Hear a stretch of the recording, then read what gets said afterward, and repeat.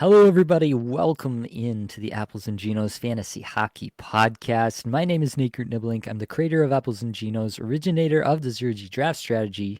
And in this podcast, Blake and I are going to give you all the best streamers and ad options for next week so you can start planning early. Let's get it.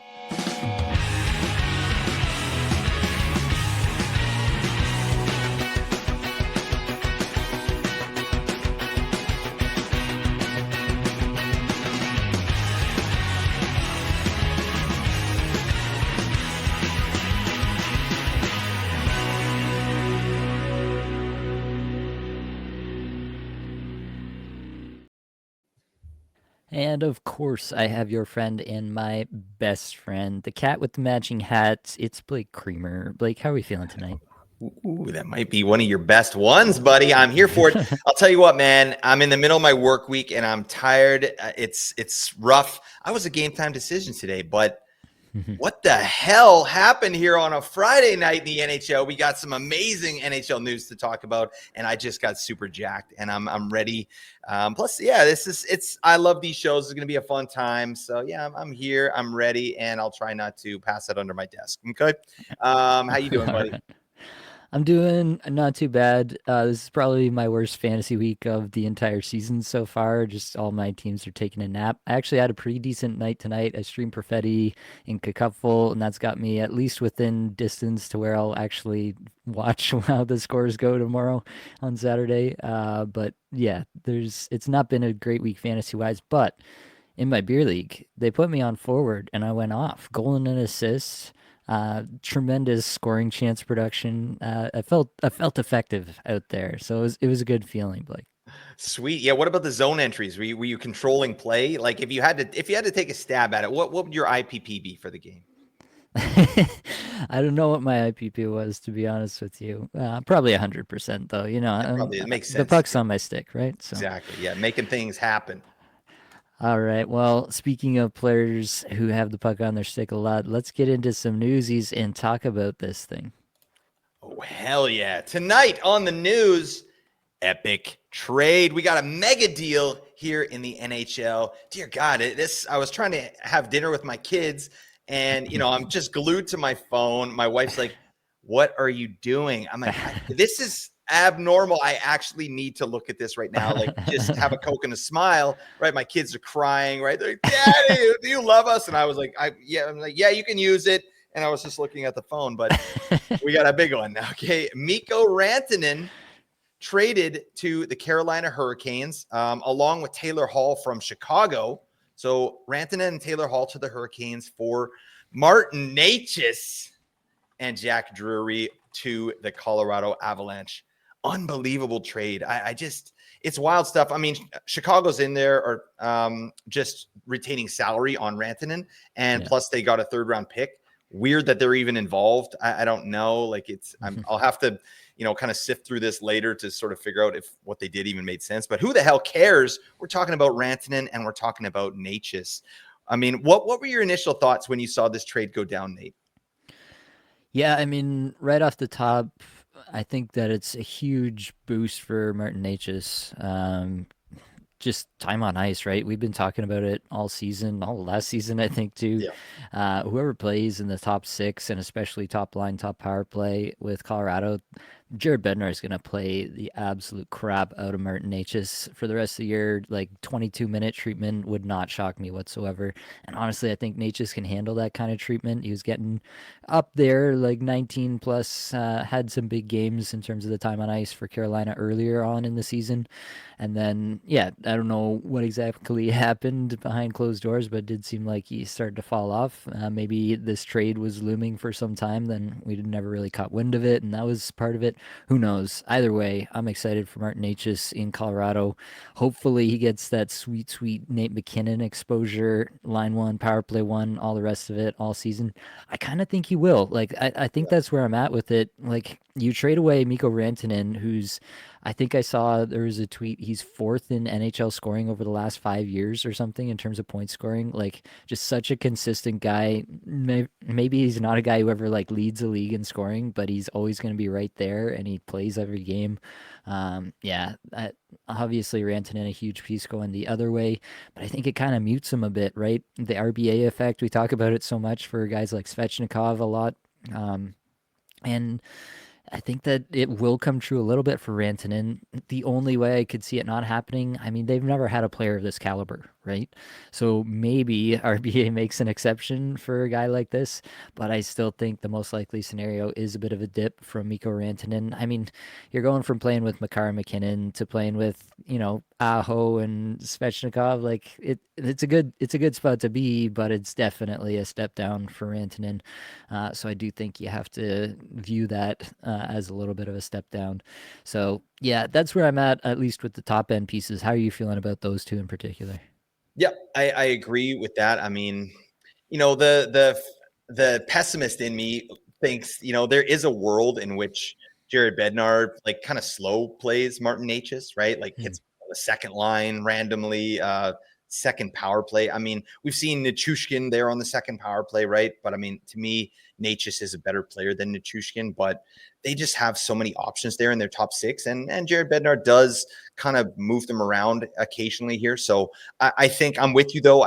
It should be Martin Necas on that top line with Nathan McKinnon. Dear God, I mean the speed alone on that line Yeah. is out of hand. I mean these are two of the fastest skaters in the NHL, and there's potential to be on the same line together. A good potential. So yeah, definitely a big ups for Martin Necas there.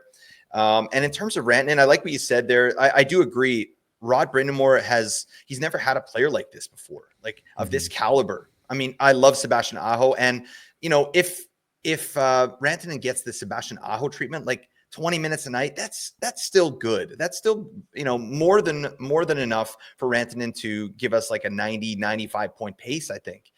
Plus, what does it look like Rantanen without Nathan McKinnon? I mean, we know he's been able to Yeah. carry his own line there in Colorado at times, right? No Yep. problem. So he's out of the shadow of Nathan McKinnon, and I'm wondering if there's something to that. Like now that he's on Carolina, that's pretty much his team, at this point. And depending on if he signs, right? This is a UFA. Like they got to lock this guy up, otherwise Oh yeah. this is gonna be painful. But I think that was a big part of this trade as well, right? They were, Colorado realized they couldn't sign Rantanen, so they just made a deal, right? They were talking with Vancouver about Pedersen or that was Carolina. So I'm off on that. But yeah, like Colorado, they just knew they needed to flip him so they didn't lose him for nothing in the offseason. Yeah. So that's what they did. But one thing I want to talk about is like some of these fringe players, like who benefits and who kind of gets let down a little bit in terms of fantasy. And let's start in Colorado here, Nate. Like, first off, I think Jonathan Drouin is probably a lock for that top line with McKinnon. So Jonathan Drouin, to me, I think if he's on your waiver wire, like he probably shouldn't be at this point. I think there's a good chance, like he's power play one there, and now like it's just his role is absolutely secure there with Rantanen out of town. But talk to me about guys like Ross Colton, Arturi Lehkonen, and what your thoughts are there. Yeah, it'll be interesting for sure. Like, to some extent, I do kind of feel like Natchez just slots into Rantanen's spot. Obviously, different players, different styles, um, different everything almost, to be honest with you. But um, yeah, I think that the most likely scenario is we see something similar to what we're seeing now. The bigger question for me is what Jack Drury does to this lineup. I think that there's been some not so small rumblings coming out about Bednar not really being too thrilled with what Casey Middlestad has put forward this year. They don't really have a better option right now. But I think that Jack Drury was actually kind of a piece in this trade that they were pretty interested in as representing maybe not this year, but in the future, can he be that 2C that they want? Yep. And so that part is interesting to me because yeah, there is even a chance that Drury takes a step, like the system is a better fit, whatever the case may be. And then now all of a sudden he's playing with Lehkonen and Colton or Lehkonen and Nichushkin when Nichushkin comes back. That would be a really good spot, best spot he's ever been in, right? So, Mhm. um, That's kind of the interesting part to me. I don't know. It seems like they've gone away from Colton being the 3C to some extent, but I think that in an ideal world, like if you could line up with McKinnon, Druin, Nature's top line, you come back with either Middlestat or Colton between Lehkonen and Nichushkin, and then let Jack Drury kind of simmer on a third line. But he's still gonna have, when everybody's healthy, if everybody gets healthy, he's gonna have Colton there, right? Yep. What if Kivirantas, Landeskog very comes good. back, Yep. right? Like, man, you could get pretty excited about all of this in Colorado pretty quickly. It's just always interesting to me when you do a trade this big. Like there are guys that I think are going to come out of the woodwork a little bit. That they're gonna space is going to open up for them, style of play, like different line mates. So I'm interested in certainly Jack Drury, like you said, Ross Colton. I think is an interesting piece, a polarizing piece actually, because they just have an embarrassment of riches there, and it's all dependent on what his deployment is. Let's move over to Carolina real quick because we got a bunch of news. We got a whole show here we got to do, folks, but this is just big news, so we got to do this. Obviously, for Carolina, Rantanen is going on the top line with Sebastian Aho, his fellow countryman. That's going to be lethal. I think, you're not playing with McKinnon, but you're still playing with a pretty elite center, a very good defensive center as well in Sebastian Aho. Really going to get him the puck in some spots, and he's going to be the guy on that line where McKinnon was, definitely the play driver on that line. Rantanen was Yeah. at the end of passes. So, we'll see. We'll see what happens there. Talk to me about Svechnikov and Jarvis. I think those are players that people are interested in, and what your thoughts are there. Yeah, that will be pretty interesting. Taylor Hall being a piece of this trade that Right. Carolina clearly actually wanted to add to their lineup just to give them winger depth, which is something I think they have Mhm. struggled with at times throughout this season. I think that is a nice piece for them. I do see it being the Finnish connection, Aho Rantanen. I think these guys are probably going to be tied together. They've probably already had some back and forth and communications, but that part, I feel like pretty confident about that they're at least going to give that a really good run and making that into a big time top line for them. But where that leaves the other guys is really up in the air. And to some extent, I still think it is RBA. He's still gonna whip out Mhm. the blender. Hall could get some run there. Svetch could get some run there. Maybe they put Jarvis over there at times. I still kind of think it's just going to be the line blender as per usual under Rod Brindamore. So I think more or less it's business as usual with the added piece that I do think that this is an upgrade on the power play Yeah, I for was going to say. the Carolina Hurricanes, right? So Rantanen should open up a little bit more scoring for guys like Aho, like Svechnikov, like Jarvis, like Gostisbehere on the power play. Yeah, no, I love that. That's a really key piece there. Yeah, this Carolina power play could start cooking here, and pretty soon. So, I love that. I think it's really good stuff. I'm excited, man. Like this, I just can't wait to watch these games. But enough about that. I'm sure we'll talk about that moving forward. Let's get on with the rest of the news here, folks. All right, and we're gonna fly through this because we got lots to get into. Brian Rusty, he's day to day. He wasn't able to finish Thursday's game. So, yeah, keep an eye on his status there. Raquel, he's back from a strange erotic journey from Milan to Minsk, and he's back in the lineup. So, yeah, activate him there. I think he was back in the last game. So, that's good news. Just check Russ status there. Over to the island, Noah Dobson. Dobby.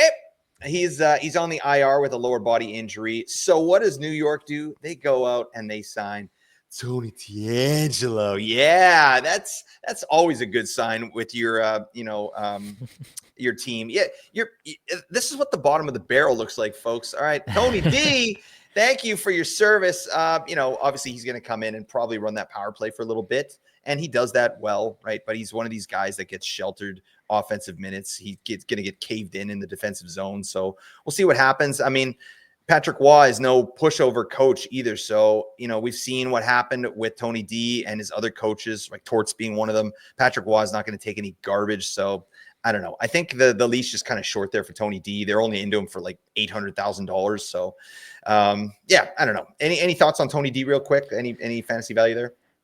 Yeah, I mean, you can probably do worse in some deeper leagues, but like I didn't rush out to add him anywhere. I think you'd have to be in a pretty hard way to expect Tony D'Angelo to suddenly provide tremendous fantasy value on the Islanders. That describes me when I saw the tweet that he signed in New York. I was in a hard way. God dang, I'm sorry. In Seattle, there's some injuries there.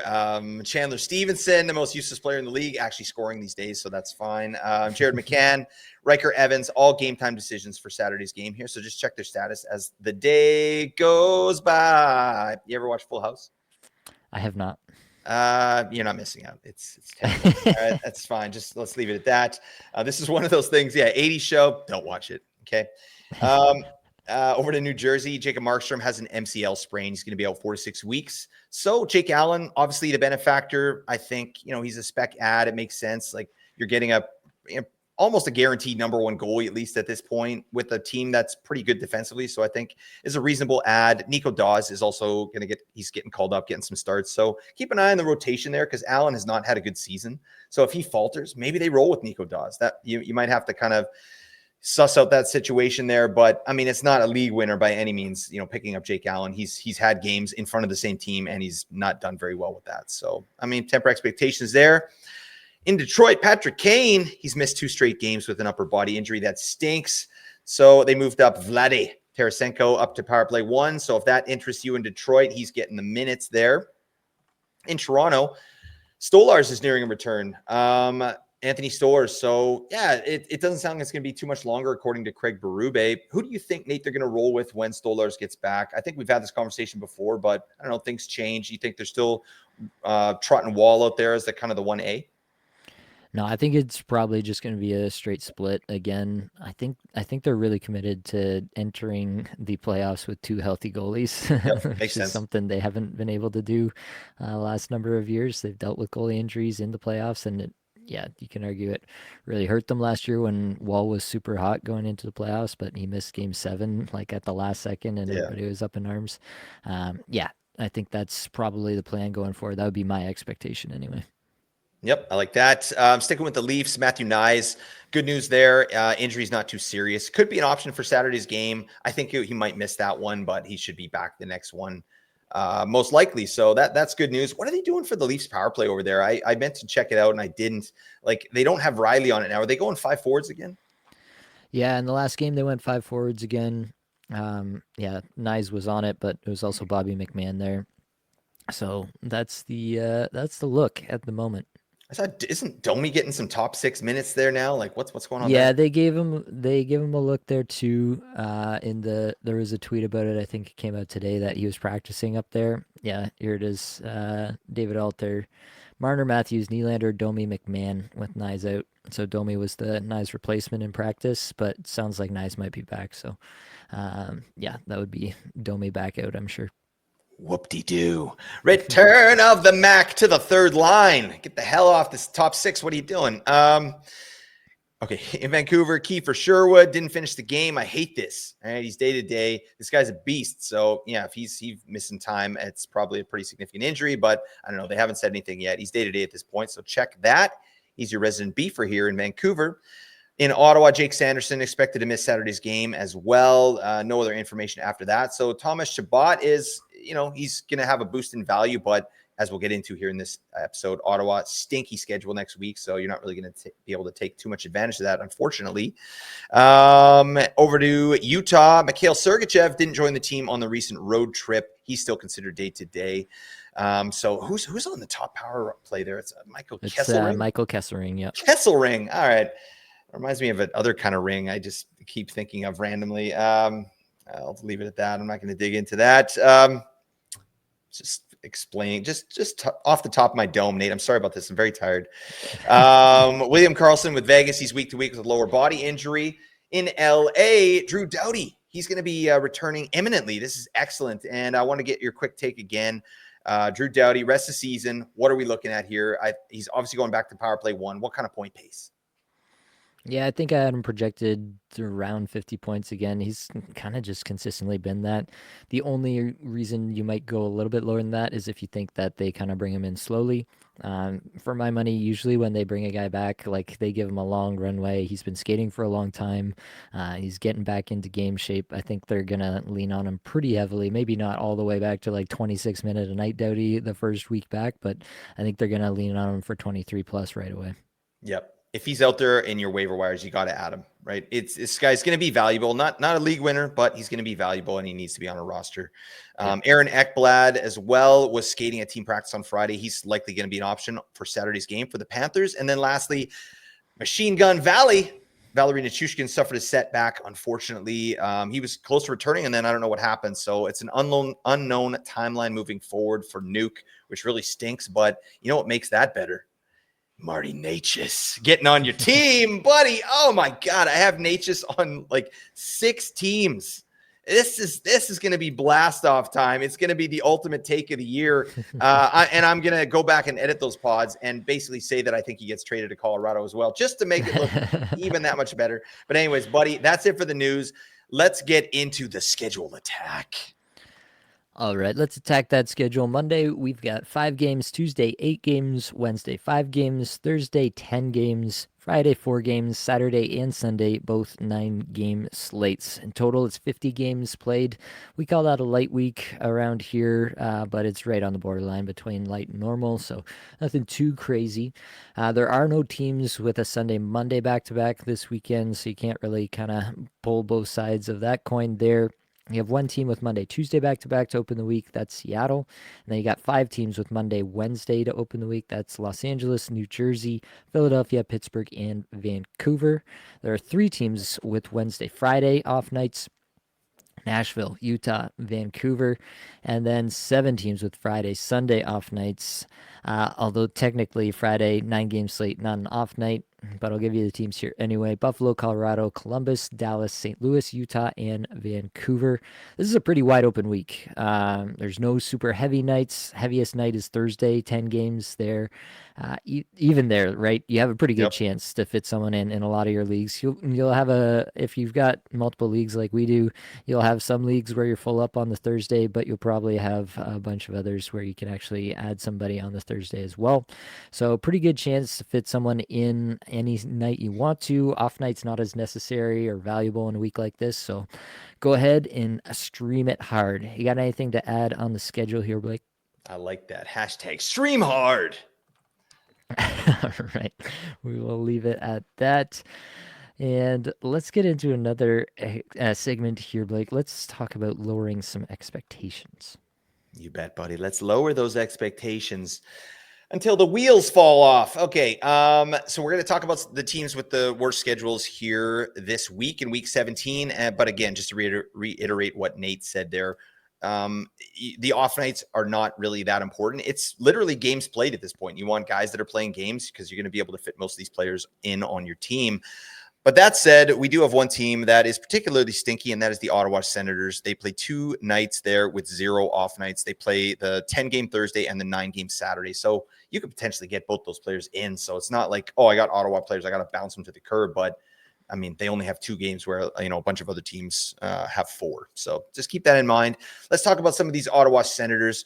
Claude Giroux, I've seen him on and off waiver wires this year. It's weird to see that just because I've been a hockey fan ever since that guy's been in the league, and he's was a superstar at one point. Now he's on and off the waiver wires. It's weird, but I mean, Ottawa's not been playing very well as of late either. Thomas Chabot, who's running power play 1 while Jake Sanderson's out. Josh Norris was held out. He did have an injury. Well, we haven't heard too much about that. They kind of held him out as a precautionary situation there. And who took over? The Pinto Bean. He's out there as well. So, I mean, what do you like with the Senators here, and kind of where's your cutoff line? Are you looking at dropping some of these players this week? Yeah, I think Shabbat, you got to figure out what's going on with Sanderson. Make sure there's nothing long term there. You don't want to drop a guy who's going to be on a power play one, especially if you need that defenseman slot. You probably do if you're rostering Shabbat already. The other guys, though, like Giroux has gone pretty quiet. It's a 51-point pace on the season. I think Mhm. he probably deserves a little bit better, but he has decreased in a lot of metrics that we look at here, and that's tough to stomach in a 2 game week. I don't think you have to hang on to Giroux in a standard kind of 12 team setup. Same goes for Norris and Pinto. Both players have their good things and have their warts. I don't think either are good enough to warrant a hold if you can get 2 extra games, which you probably can with picking somebody up this week.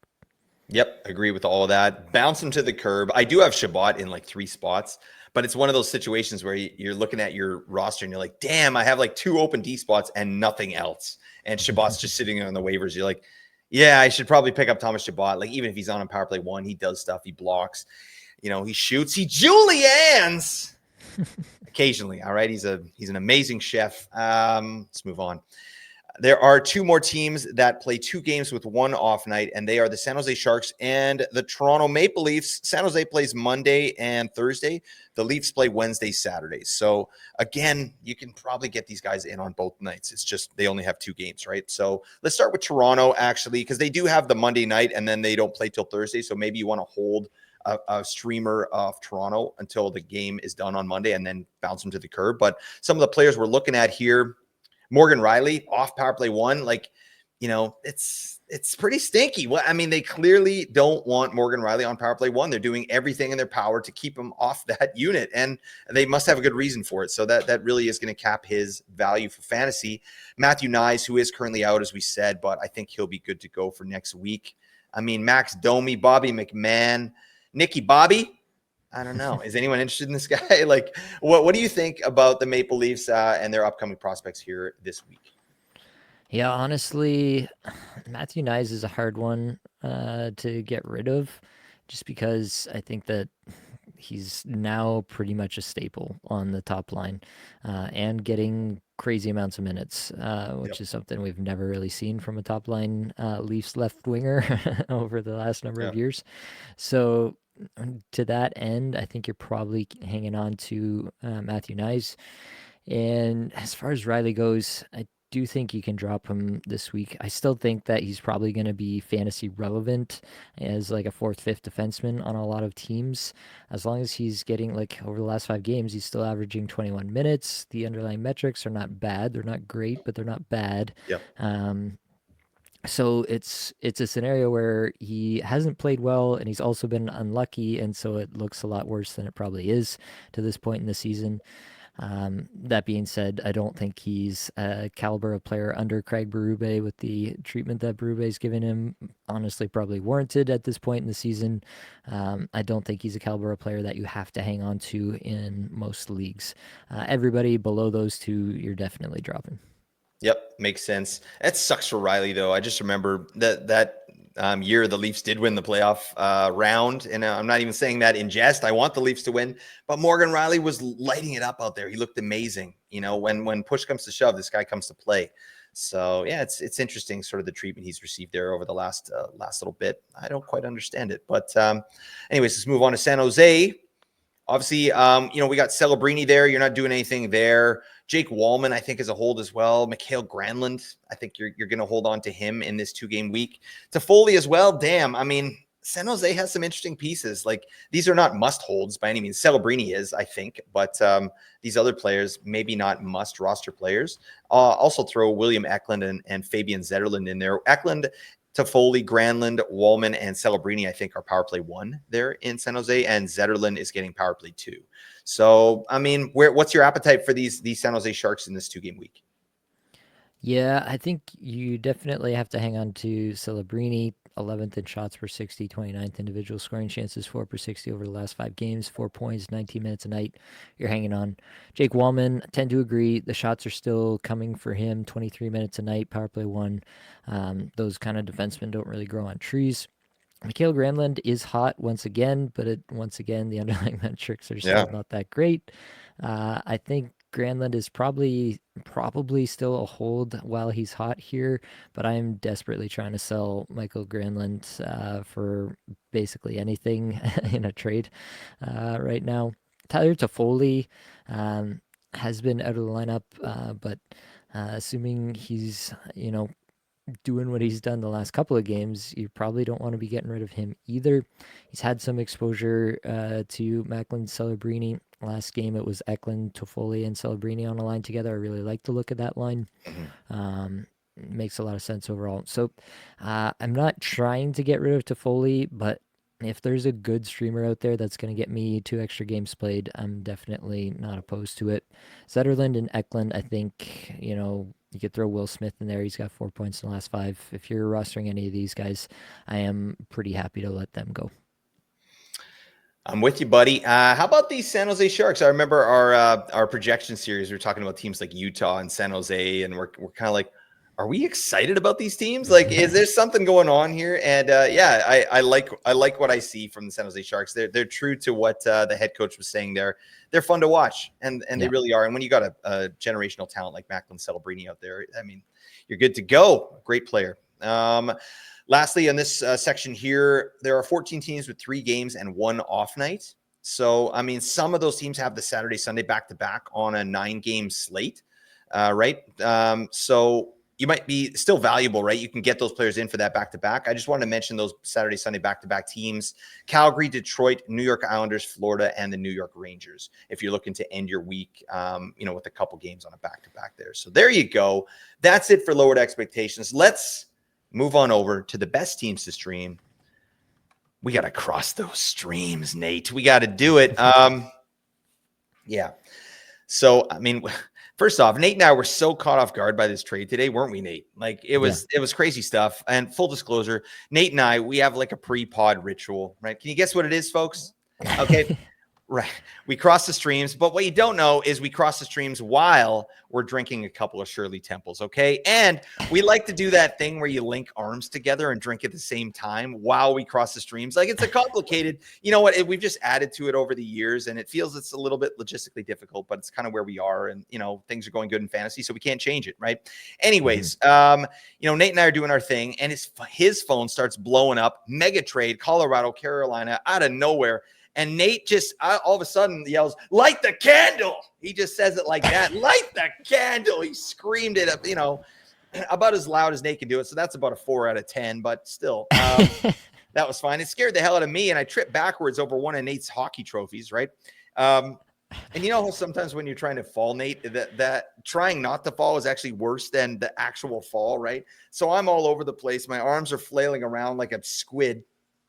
Right. And my pants aren't fully up at that point too. Right. So finally I just bail. But the stream was still going strong. Anyways, luckily there was a couch nearby. I kind of landed on the side of it. But unfortunately, there was some collateral damage here, Nate. And I apologize for this. I did at the time as well. Nate's special edition Tony D'Angelo bobblehead was on the coffee table. Okay. And the one where he's wearing the jersey. This was when he was in Carolina, but he had a collared shirt underneath, the stiffest collar you've ever seen. Just as cool as can be. It's up there. And I'm sorry to say that Tony D was on the receiving end of a golden arch. Okay. And a little bit of my Shirley Temple. But I don't even know what happened with you there, Nate. I saw you zipping up. Like, what happened there? Do you remember? At first I was trying to catch you, and then I was trying not to add to your distress, by dousing you. It was a bad scene all around. It was. It's a no-win situation. Basically, I mean, Nate just ended up zipping up and whizzing on the inside of his zipper. So anyways, can you tell that we are excited about this deal here, folks? Yeah. Okay, let's talk about crossing the streams, Nate. We got to get the biz here. And luckily this wasn't my house either. So Nate, I apologize for the cleanup. Send me the bill. I'll definitely, 50%, I'll pay 50. Anyways, we got some good teams here to stream, but again, off nights, not at a premium this week as they are in some other weeks. Let's talk about the best team, the Vancouver Canucks. Best team for fantasy schedule, not the best team in real life. Okay. Let's agree on that. This team's tooting in my face and I'm tired of it. Crop dusting their farticles over everybody. anyways, they play Monday, Wednesday, Friday, Sunday. It's a great schedule for the Canucks. So yeah, we got to look at some of the fringe guys there, right? And we're looking at Philip Hronik, who's recently been separated from Quinn Hughes. So he's playing a different pair. I don't know if that's good or bad. Like nothing's really working for the Canucks right now, but Hronik is one of these fourth or fifth D that you can pick up that will get you some per riffs and kind of chip away in points leagues. So I don't mind that ad. Jake DeBrusk. Yeah, it's been a rough go for all the Canucks. Jake DeBrusk no different. 0 points in his last 5 games. I thought we were gonna hit this one out of the park with another great sleeper, and now he's literally sleeping out there on the ice. So we don't like that. But yeah, he's out there. Kiefer Sherwood, we got to check his status. Connor Garland is probably your premier stream year. Any interest in any of these Vancouver Canucks, Nate, for this week? Yeah, I mean, in a lesser week where you have less options, I'd be more Yeah. interested in these guys, right? But there's a pretty good chance you're going to get 4 games out of somebody else on this list, any of the 4-game teams, right? So Yep. um, that definitely decreases their relevance for streaming purposes. That being said, I have some passing interest in Philip Roenick if he's out there. Um, he's been playing pretty solid, close to 23 minutes. The underlying numbers don't look too bad. There's, you could do worse, I guess, is what I'm saying. It's not exactly a ringing endorsement, but he exists. He's out there. He's a person. Um, yeah, between Garland and DeBrusque, I actually would take DeBrusque, I think. They're back to back in my rankings, spoiler alert, but I think I would lean DeBrusque. Underlying numbers are a little bit better. Garland's been putrid in the underlying numbers for a hot minute now, so that's where I'm at there. He does other things. Okay, what are you doing? What are you I know doing? you love He Connor literally Garland got so Connor much. McDavid suspended. All right, that right there is a service. I love Connor McDavid. Don't get me. We're gonna get Don't. some Yeah, I angry know. messages after Don't this, at but me. It's all going to be Tony D'Angelo super fans, and you know what? I'm sorry about that, folks. I love Tony D. He's a person that exists on Earth, and yeah, he's back in the NHL. Congratulations, Tony D. Anyways, yeah, I DeBrusk and Garland are interchangeable to me. I think I'd go Garland there just because I think he has a better chance at driving play, but they're both playing on a line with Elias Pettersson. So there you go. If that means anything, nobody's doing a damn thing over here. So that's your Vancouver Canucks. I mean, whatever. You can tell I'm a little salty there. Let's move on to the next teams here. There are 3 teams that play 4 games with 2 off nights: the LA Kings, Philadelphia Flyers, and the Seattle Kraken. And with these teams here, the 2 off nights, they either have 1 game on either the Saturday or the Sunday 9-game slate. So again, you can get more games out of these teams. So off nights don't matter as much. Let's start in LA. Brant Clark, is he out there? Like, might be an interesting option. Although I saw they had Jordan Spence. Like, did anybody call Jordan Spence getting power play 1 this year? I don't know. I didn't hear anything, but yeah, he's getting a little power play 1 time. That's nice. So I don't know. I would say Spence. What would you do with Spence and Clark here? Like, Spence has been getting better deployment here as of late. Are you still going Clark just for the talent there? I don't have a lot of interest in either of them, to be quite honest Yeah. with you. Yeah, I think we're fully in Doughty mode Yeah. already. They're just waiting. They're just Uh, counting the minutes. so yeah, I put Clark in just because he's kind of rostered pretty highly. I still think the world of Brant Clark's talent, but I think it's pretty clear at this point that this will not be the year in which he takes the next step, unfortunately, in terms of fantasy production. Yeah, I'm not interested in either player either. But Quentin Byfield, Trevor Moore, I do have some passing interest in those players. Byfield in particular. I know that it's been a little bit of a rough go here in terms of the metrics, but the deployment, damn it, he's getting a ton of minutes, and I really feel like, I mean, we know the skill level of this player. Also, we know how young he is, right? So he hasn't really taken that development step that maybe some people thought that he was going to take this year. But I do like that line: Quentin Byfield, Trevor Moore, Warren Fogle. They're out there. I mean, if that interests you at all, I mean, is there anybody else on the Kings that's sort of tickling your fancy here, like besides those players? Yeah, you can go down the list to Alex Turcotte playing with Kopitar and Nice. Kempe Yeah. at even strength. And yeah, they've had some chemistry displayed in some games so far. It's definitely a bit of a dart throw, but honestly, I feel like Byfield more pretty much a dart throw. You mentioned liking that line. I don't really like that line at all. I think Oh, it's you pretty son of a terrible. gun. What? But yeah, Byfield is skating almost 20 and a half minutes a night. So just on sheer volume, he should run into some points, but he's been pretty terrible under the hood as well. He was never good. Right, but he still did. He still did the thing, Nate. I don't know. I like me some Warren Fogle, but that's because he literally won me a fantasy matchup last year by getting a hat trick and 2 assists in a Yeah, game. Warren Fogle with the Oilers. What? McLovin. Yep, we like McLovin over here. Oh my God, it's in. Let's move over to Philly. All right, the Philadelphia Flyers. The Flyers of Philadelphia. If Matvey Michkov's out there, you gotta have him. All right, he shouldn't be out there. It doesn't make any sense. Even with the torts factor, Michkov is that good, and he's probably gonna put up a 60 to 70 point pace for the season, and you got to do it. All right, so stop messing around.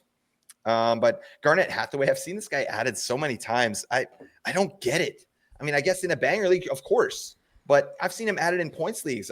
Is that how desperate people are? Garnett Hathaway, like it's what like dingus per 60. I mean, yeah, you're that's he's elite at that, but other than that, I'm not really interested there. But what I am interested in, Morgan Frost, the Tinkly Winkly man, Cam York, Noah Cates, Joel Farabee, Rasmus Ristolainen. These guys are all out there doing stuff. But again, you're dealing with torts. Like, is there anybody of these guys beside Michkov that you're taking a swing at, in Philly for this upcoming week? Yeah, I mean, you can take a look at Frost. They they have done some more things again. There's a tweet that Tortorella bench Tippett. I didn't see the game, but Why does he yeah, do they this? uh, it's probably another line blender situation, so I don't even know if Frost is getting that Konechny exposure that he has been getting. They moved Konechny off the power play unit, it looks like, flip some stuff around. So really, you're just interested in Frost if he's connected to Konechny. That was unintentional, but fortuitous. Works. Hathaway is just a hits guy. Noah Cates, some people have had some interest in. He's Yeah. been getting more minutes as of late, just as likely to get no minutes next week, in my opinion. I think Joel Farabee is a good player that Torts hates. Cam York, I want to shout out for his 20 minutes a night and second amongst all defensemen in individual scoring chances 4 per 60 over the last 5 games. So he's not getting any power play time. Actually, I didn't check the game tonight. Did he get power play time tonight? No, it was just Drysdale and Ristolainen. Tort's gonna tort. So yeah, I hate everybody here except Michkov. And torts. We hate him. Yes. But he's a good person. He gives to charity. Actually, he seems like a good guy off the ice. But It would be for easier if he was a terrible person just yeah, all around. Like if there yeah, like were Mike Babcock or allegations something. against Yeah, him or something, yeah, it would be much easier. yeah. Why is Torts such a good human being off the ice? I mean, geez, buddy, you're ruining the narrative that we want to run with here. But on the ice, absolute dingus. All right. Let's move over to Seattle. They got some bits and pieces here. I mean, I don't know. I'm never interested in Seattle, to be honest. But Capo Caco, 5 points in 5 games. Like, this guy was drafted second overall. I guess he was pretty good at one point, and then he got rangered. But yeah, it's kind of nice. He's playing with Jaden Schwartz and Matty Beniers. Matty Beniers, that unit, that legend that I called out in the offseason here. Not very. What is he pacing for? 43 points. All right. I expected, I think I had him for 60 or maybe just under 60. So yeah, I'm going to take a bath on that, but that's fine.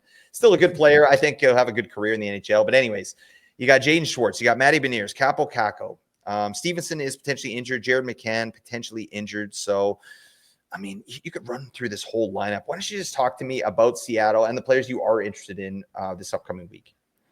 Yeah, I feel like I'm terrible at picking out the Yeah. random guys that are going to pop off in any given week in Seattle.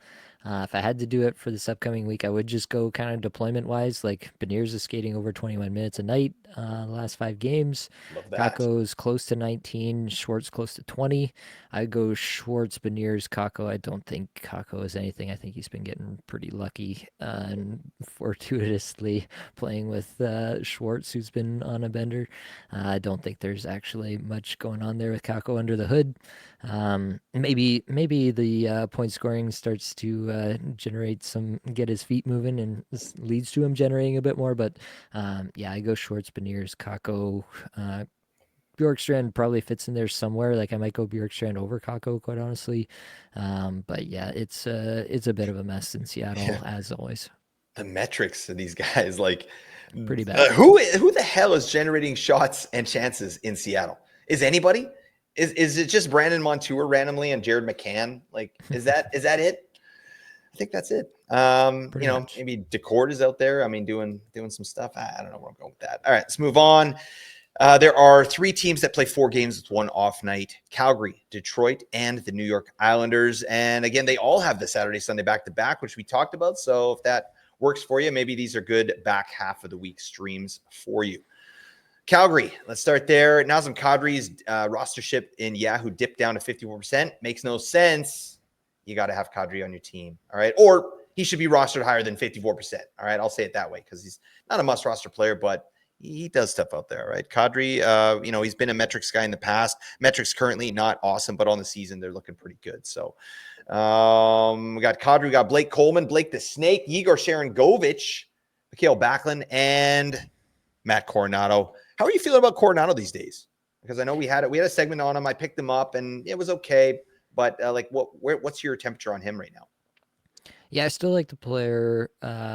Going through a bit more of a cooler stretch in terms of the underlying metrics. The shot attempts are still pretty decent, 47th in shot attempts per 60 over the Yep. last 5. Still 17 plus minutes. The big problem in Calgary is that they don't have enough elite talent for anybody to like separate just on the basis of talent. And so the fact that they're really dividing up all this ice time on the power play at even strength and just spreading it out as much as possible.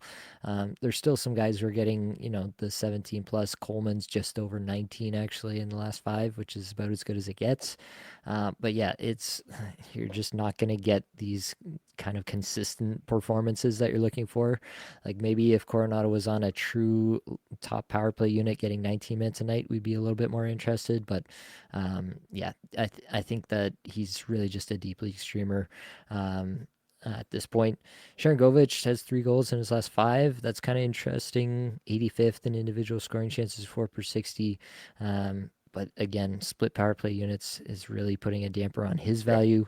I like Blake Coleman just because you feel like you can count on him to shoot a bit, to hit a bit, to block a bit, like to do something for you out there. And he's got 5 points in the last 5, so he's feeling it at the moment. So yeah, I kind of like Coleman there, the best of this bunch. Yeah, I like that. How about Johnny Huberdeau lately, man? He's actually been doing some stuff. I have him in a couple spots, and he popped off shorthanded the other day. I always like to see that, but yeah, just shutting him out. He's on a 62-point pace, which is better than a 50-point pace, all right, and a 55-point pace. So it's wheels up for Jonathan Huberdeau. Am I right, Nate? As Okay, let's far move as on. All right, and so yeah, don't fact check me on this, Nate. I don't okay. need that. Okay, thank you. Let's move over to Detroit. With Patrick Kane out, it's Vladimir Tarasenko. We mentioned on Power Play 1, which is a nice spot to be. He's also taking his spot on line 2 there. That's reasonable. Like I think if you're going to go with a player on Detroit, it's got to be Vladdy Tarasenko. That makes sense to me. We got Casper over there, Casper the Ghost, Marco Casper, and Andrew Kopp. I mean, geez. Don't stream Andrew Kopp, please. All right, unless you're in a face-off league or something, it doesn't make any sense. So, I mean, talk to me about Tarasenko because I think that's a player that we're interested in. Like, and we'll talk about where Nate sort of ranks him moving forward. But is that a guy you're interested in this week?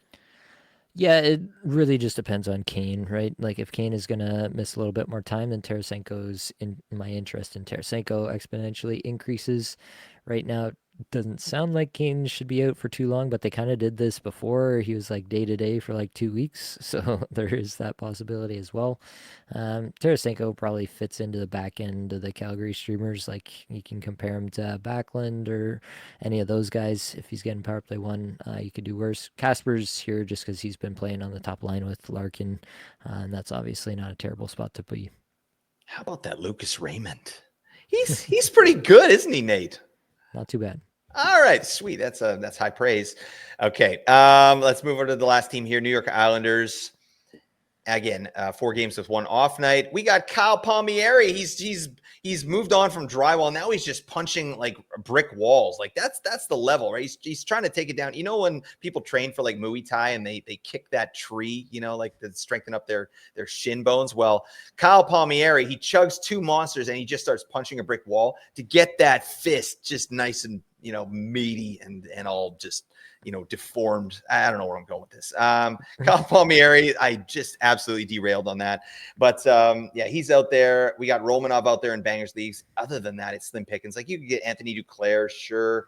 I don't know. Talk to me about the Islanders, Nate. Any interest at all? Obviously, we got Tony D as well, right? He's got to clear waivers. I think I'm not sure the first game that he's eligible to play in, but you know, all jokes aside, yeah, that's a guy for fantasy that can probably get you some assists, right? He's a good offensive defenseman. So if he's out there and getting power play 1, yeah, that makes sense. Ryan Pulak as well. Like, I think you should throw him in there. Talk to me about the Islanders, Nate. Yeah, up on the forwards, it is really just Palmieri and Duclair getting the same deployment on Brock Nelson's wings at the moment. Um, yeah, I think I'd take Palmieri over Duclair at this point. Duclair's had a really tough time getting on track there Yeah. on Long Island. I thought he'd be better than he has been. Still some time to figure it out, but we haven't really seen evidence of it so far. Palmieri's not really doing it much himself either, but he's on a 51 point pace, I think, at the moment. 54-point pace for Kyle Palmieri. You know, Not too that's shabby. that's the streamer level play that we're looking for there. On the back end, yeah, TDA, I feel like he's kind of similar to, you know, what you're getting out of any of these guys who play like 14 minutes a night, but power play 1, these kind Yeah. of defensemen. Brant Like, Clark, Adam um, Boquist, right? Like, yeah, yeah, he is legitimately good at running a power play. Like, there's no doubt about that. He was very good at it when he was in the NHL. I don't think he's, you know, lost all his talent by playing in the KHL for some time before he got himself run out of there as well. you know, things are bad when you get run out of the KHL. Tony D, buddy. I Run out mean, of Russia. this guy needs an attitude adjustment. Yeah, Ryan Pulak, just getting more minutes, I think, probably with Dobson out and second power play unit. He's kind of always been there. So yeah, that is, you know, another look and does some banger stuff too. So don't hate that one in deeper banger leagues. Deeper banger leagues. Okay, moving forward, we've got 8 teams with 3 games and 2 off nights, and all of these teams, their third game is on either the 9-game Saturday or 9-game Sunday. So yeah, you're potentially getting 3 games out of these teams. We're not going to go into the players here, but they are Buffalo, Colorado, Dallas, Nashville, New Jersey Devils, Pittsburgh, St. Louis, and Utah. All going to be reasonable streams for you. Before we move on here, Nate, do you know when Natchez will play for Colorado? Do you think, because they have the back-to-back Saturday, Sunday, do you think he'll get into the lineup on Saturday or maybe Sunday, or are they going to wait until next week? That's a good question. I haven't Yeah, seen I haven't looked anybody at the posting logistics of it, about it. but yeah. Yeah, where was Carolina last? Were they at home? Now now Sorry, now you've now I'm opened the putting you. can of Yeah, I'm worms. putting you on the spot. I've got to look now. Like there's no other way about it. So Well, they had that game against Columbus, but that was at home. Carolina did. So where's Colorado at? Colorado is headed to. They're on the road in Boston tomorrow. That's reasonably close. Like I think there's a pretty good chance he plays Saturday then, right?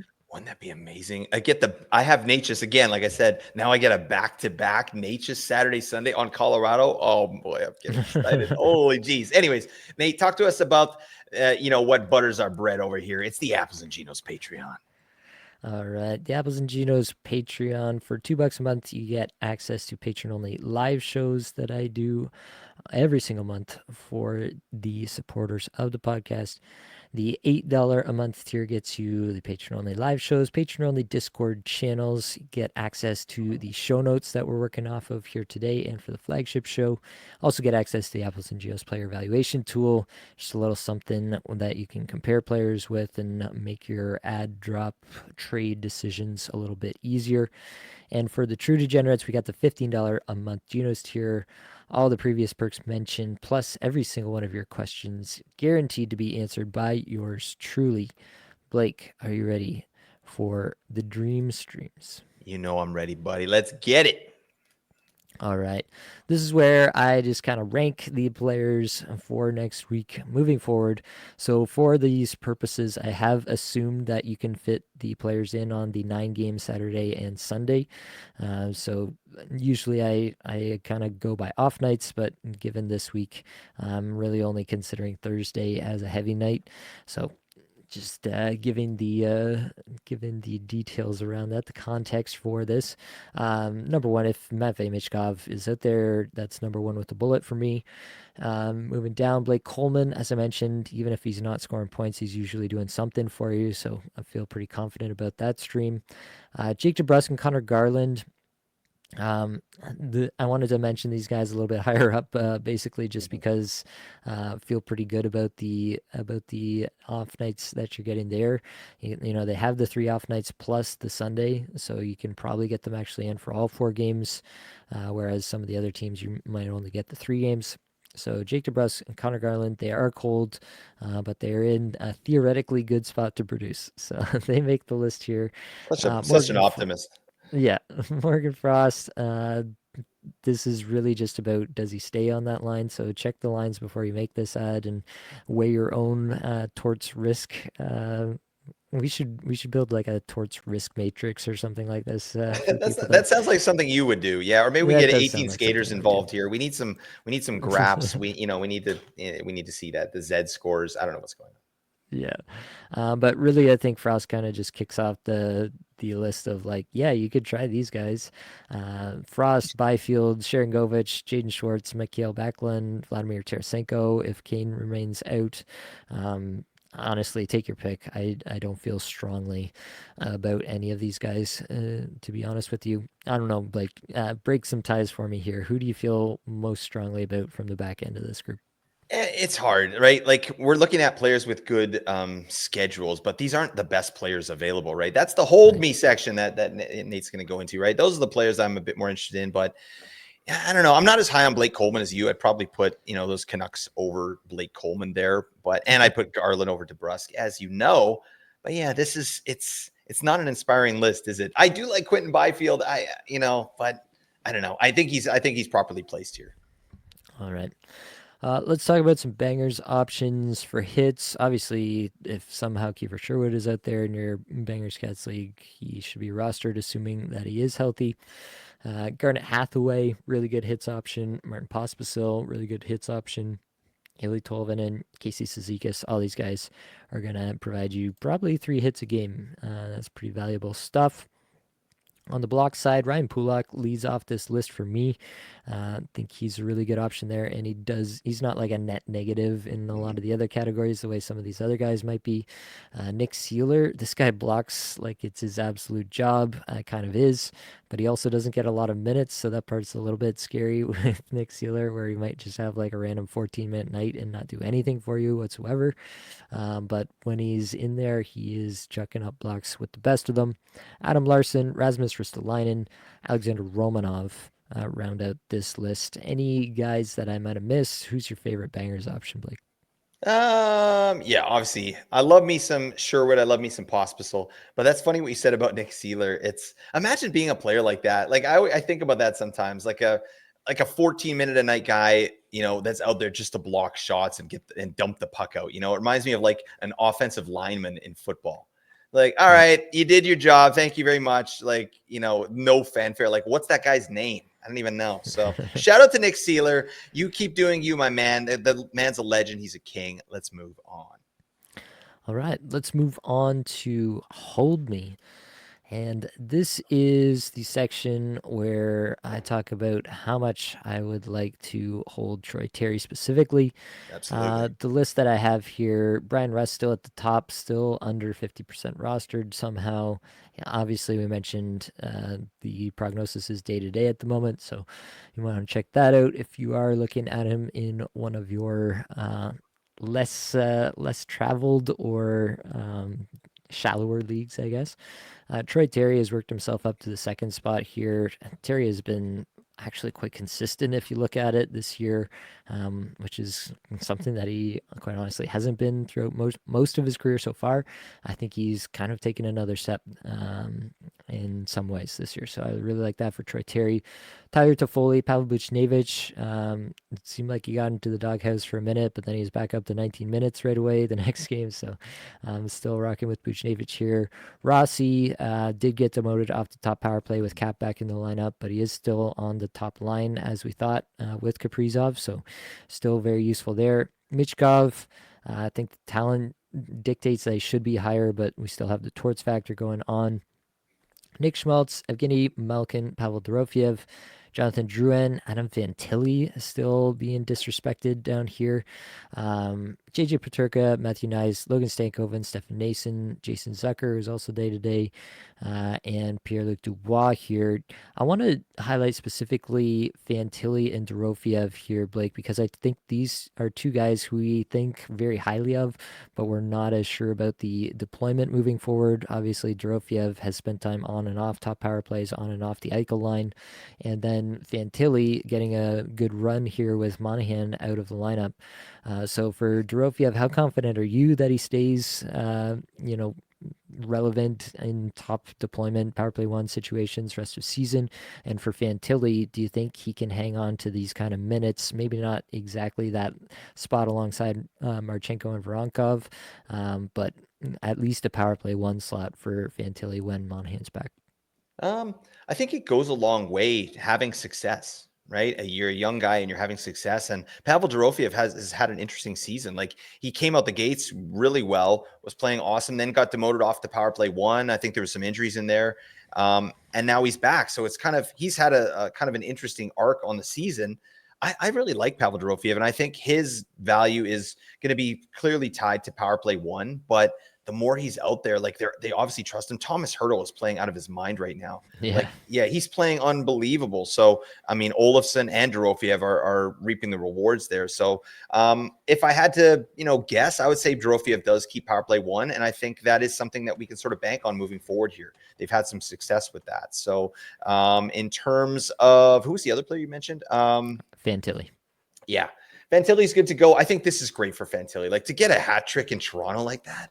Damn, that's Yeah. so epic with his family there and like his mom's throwing the hat on the ice. And I mean, things like that, that'll carry you for a couple weeks, maybe longer, and his deployment isn't going away anytime soon. Like he's having success. And Marchenko, I didn't realize what a good defensive player Marchenko is. Like he leads the league in plus minus, and that's a subjective stat. But when you lead the league in something, it's like there's something to that. You know what I mean? And I think that Marchenko is really elevating his teammates, and they obviously have good chemistry with Dmitry Voronkov there. So I like Fantilli moving forward. I think that until Monahan comes back, like you just ride it, and I think we can rely on what we see now until Monahan comes back, and then I would imagine that Fantilli kind of bounces back down to maybe line two, though. So maybe he has a bit more of an elevated role than what we saw earlier this year, but not to the level that he's cooking now. Yeah.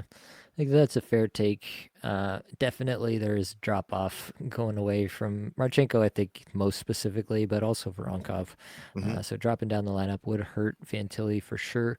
But, maybe they're getting Boone Jenner back as well. That might provide some another line mate potentially for Fantilli, maybe Yep. a mentor there as well. There are scenarios, I think, where Fantilli maybe not this hot, not 20 minutes a night hot, but if he hangs on to power play one potentially, and he hangs on to at least some decent line mates at even strength, I think he could be fantasy relevant for the rest of the season. Getting down below the sub 20% rostered level, we got Tyler Bertuzzi, William Eklund, Michael Bunting, Victor Arvidsson, Igor Sharangovich, and Jaden Schwartz here.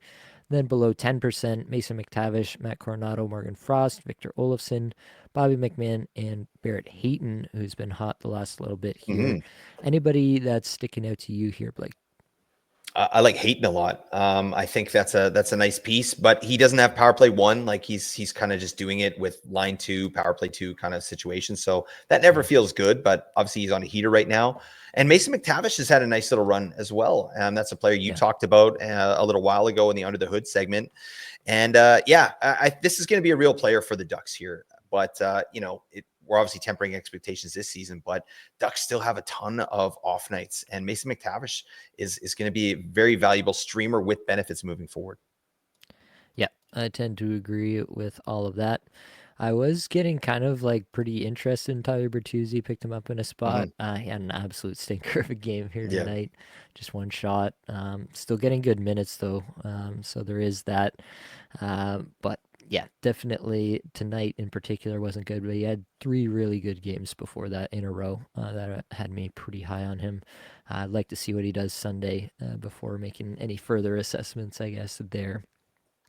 Really agree with what you said about McTavish. That was one I wanted to highlight as well. Moving over to defense, we got some interesting names on this list. Jackson Lacomb's been there for a while, getting power play one in Anaheim. Darren Radish, this is not one I expected to last even beyond a single Yeah. game, It's but crazy. here we are. It's a week later, and this is apparently going to be a thing now. Darren Radish, power play one. Over Victor Hedman. I don't know if they're just trying to give Hedman a break or what it is. I don't think anyone would try to claim that Darren Radish holds a candle to Victor Hedman's talent. But here we are. We can only deal with what we've got in front of us. So, yeah, Radish definitely an option there. Cam Fowler, Philip Roenick, Bowen Byram, Brady Shea has actually started to turn things around under the hood just a little bit as of late. So I wanted to shout him out here, 39% rostered. Going down below sub 20% rostered, Matt Grzelcyk still power play one quarterback in Pittsburgh. Justin Folk, Oliver Ekman Larson, some of those deeper options as well. Any of these defensemen you're interested in, Blake? Um, Interested is not the right word. I think Bowen Byram is still a reasonable option, right? As a streamer, they've had him on power play one here in little spells, right? With Darlene, I think he was injured or he missed some time there. I can't remember the exact circumstance. There's 32 teams, people, all right, but I remember seeing a tweet that Byram was playing some power play one, and he's done that in the past. So that's an interesting one. Darren Radish, yeah, I've kind of poo-pooed this player, like that's Yeah, silly, but we got to take it seriously. I mean, he played a 60% power play share here in the game tonight, and Hedman got 2 assists. So, it worked out, right? And I yeah, think what you're saying holds water. I think they're probably looking to give Hedman a little bit of a break. I remember talking with Matt Larkin last season in one of the ADP battles, and he had interviewed Hedman, and that's what he said. He's like, I was exhausted. I was so tired. When Sergachev took over basically for the power play, it was that yeah. season, right? And he was just saying, yeah, he was really tired, and that might be the case here. So Darren Radish, I think, could have some sneaky value here, and he's only 20% rostered, right? So I'd take a look there. Right. And lastly, the goaltenders here. Elvis Merzlikins has kind of quietly continued to ascend his game as of late. And yeah, at this point, he is the top goaltender under 50% rostered for my money. This could all change pretty quickly, obviously. But yeah, if you look across the last number of games, in his last 5 starts, he's allowed no more than 3 goals in a game. He's had a couple of really stellar ones in there as well. So, pretty good stuff from Merzlikins as of late. Cam Talbot, Kirilovich Melka had the shutout there. And then Connor Ingram, not so lucky here tonight. Um, so, yeah, I guess what's your temperature there, Blake? I think that's an interesting topic, Mhm. the Utah goaltender situation. Yeah, I think you have to go with the hot hand, and it's not even the hot hand. He's had a hot season, and it's Karel Vejmelka, vegetable lasagna, right? He's cooking. He's looks great out there. He's like one of the leaders in the league. I'm just looking at some stats from Jay Fresh here. Goals saved above expected leaders. He's 4th in the league. Mhm. That's crazy. Like, that's excellent. And that's what you want to see. That's a really good metric to sort of judge a goalie's season or how well he's doing. And he's cooking, right? He's just below Hellebuck, Thompson, and Shesterkin. Then you got Vejmelka. So I like that there. I think they should probably roll with him a little bit more. But, again, Connor Ingram was coming off a long layoff there. So I think they're looking at doing a tandem there, or 1A, 1B, with maybe Vejmelka taking the lead. Yeah, wouldn't be surprised either way. 50-50, maybe a slight edge to Vejmelka if there's scheduling where it makes sense to give him a couple of starts in a row, but that's pretty standard stuff, I think, there. Lucas Dostal, Samuel Urson. Urson's been getting a lot of run for Philadelphia Yeah, playing well as too. of late. Yeah, playing pretty well, so don't think it was his fault in the game here tonight either against the Islanders. Sub 25% rostered. Got to talk about Jake Allen with Markstrom out 4 to 6 weeks. Allen obviously becomes a player of interest. Alex Nedeljkovic had one good game and one not so good game after Jari got sent down to the minors. I think he's still an option there. Maybe slightly better than the next guy on the list, Petr Mrazek. John Gibson has played pretty well this season as well, but I think it is kind of just a 50-50 thing there with Dostal. And yeah, 50-50 on Anaheim may not be the most valuable thing of all time. Anything about the goaltenders you'd like to add there? Not too much. I think of those sub 25, I do like Jake Allen, but more for the team situation, right? Right. The Devils are playing really well defensively. They're just not finishing very well. But I mean, with the talent they have on their team, they should be out to a bunch more leads than they're currently getting. So I think Jake Allen's an ad. Right. Last order of business, head-to-head streamer. Deathmatch. Oh, yeah. Blake took Adam Fantilli. I think everybody knows how that has worked out. 26.5 couple points in 3 games played, one more to go. I took Nick Schmaltz, and it hasn't been bad. 17 points. Wasting a good week with him. 3 games played, one to go. Still need, like a hat trick from Schmaltz in the last game and nothing from Fantilli to win. But overall, at least we picked some good ones this week. If you made it this far, you should definitely click the link in the description. Join the Discord community. While you're here, like, rate, review, subscribe, comment. That all really does help us out. But that is going to be all that we've got for this episode. Hopefully it brought you some value, helped you get a little bit better at fantasy hockey today. All the advanced stats you heard today came from Natural Stat Trick, which is a terrific free resource. I've heard that. Many thanks to the band there for supplying the music for the podcast. Be sure to check out their Spotify as well. And that's it, folks. Much love.